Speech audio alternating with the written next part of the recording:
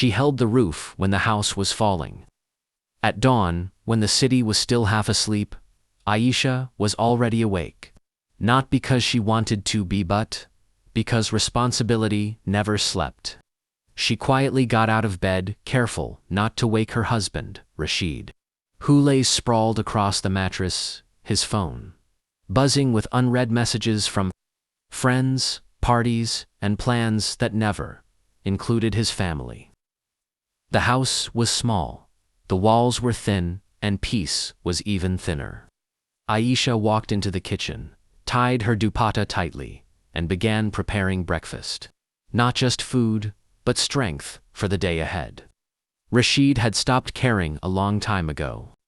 He didn't ask about bills, didn't ask about groceries, didn't ask about their child, Ali, who needed school shoes and medicine for his weak chest. Rashid's world existed outside the house late nights. Laughter with strangers, excuses wrapped in fake promises. Tomorrow, he always said, I'll do better tomorrow. But tomorrow never came. When they first married, Aisha believed in him. She believed love was patience. She believed sacrifice would change him. She believed silence was strength. But belief doesn't pay rent, and patience doesn't buy milk. One night, Rashid came home smelling of smoke and expensive cologne. Aisha stood near the door, holding Ali in her arms. "Where were you?" she asked softly. Rashid didn't even look at her. "Out, don't start." Aisha opened her mouth to speak but closed it again. Because she knew, if she spoke, he'd shout. If she cried, he'd leave. If she begged, he'd laugh. So she chose something else. She chose herself. That night, after Rashid fell asleep, Aisha sat on the floor with a notebook. She wrote 3 lines. "My child deserves stability. My home deserves dignity. I deserve respect even if I give it to myself." The next morning, she started working. At first, it was small. Stitching clothes for neighbors, helping children with homework, cooking food for women who worked late. Her hands ached, her back burned, her eyes stayed heavy with sleepless nights. But every coin she earned felt like oxygen. Ali noticed. "Mama, are you tired?" he asked one evening. Aisha smiled and kissed his forehead. "Yes, but I'm strong." Months passed. Aisha learned more skills. She watched videos late at night. She improved her stitching. She learned online selling. Slowly, people started noticing her work orders increased. Income became stable. Fear began to fade.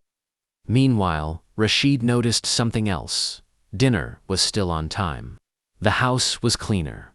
Ali looked healthier. But Rashid never asked how.